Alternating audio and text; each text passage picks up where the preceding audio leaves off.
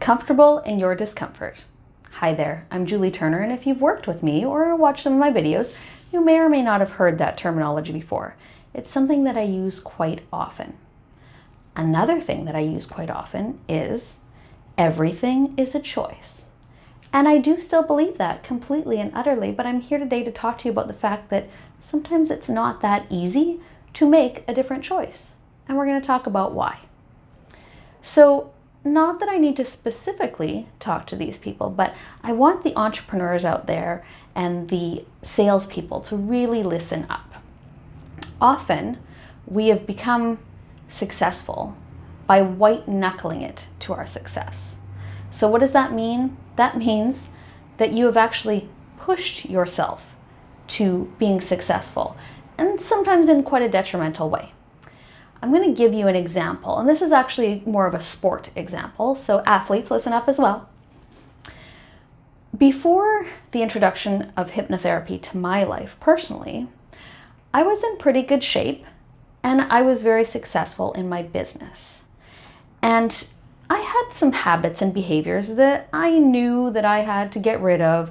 I knew that they weren't actually benefiting me, but the fact is I actually had fear that if I got rid of those habits, I would maybe not be quite as successful. Maybe I wouldn't be in as good a shape. Maybe I would get stagnant in my life, maybe complacent.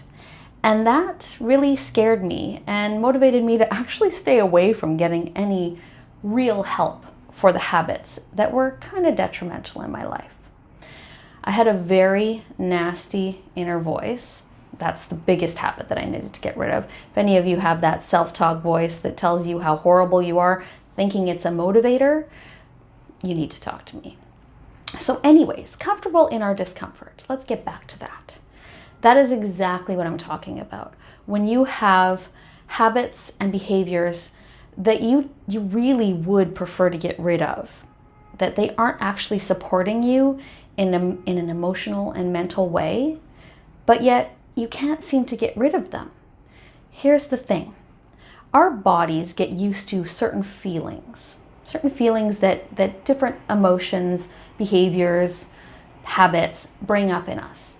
And we start to actually crave those feelings. So let's talk about guilt for a moment. If you spent most of your life being told that things were your fault, and you started to feel like, hey, things are my fault, and you're apologizing all the time, even though it's not you that did anything, but it's your natural reaction to apologize. And one day you realize, why am I apologizing? I didn't do anything. I need to stop apologizing. I need to change that behavior. But it's not that easy. You continue to apologize. You continue to feel bad when it's not your fault, whatever the case may be.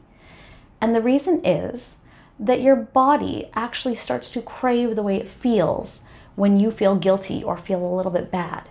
It's like, oh, that's better. Now we're at home.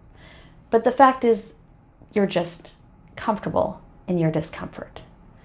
Now, if you want to figure out how to get your conscious mind that's telling you, stop this behavior, and your subconscious mind, which is really just a storage facility going, no, we need that behavior because we like the way it feels in our body and we're used to it.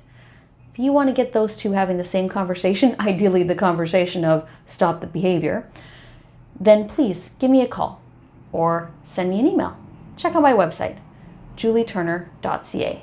Thank you so much for your time today, and have a sensational afternoon.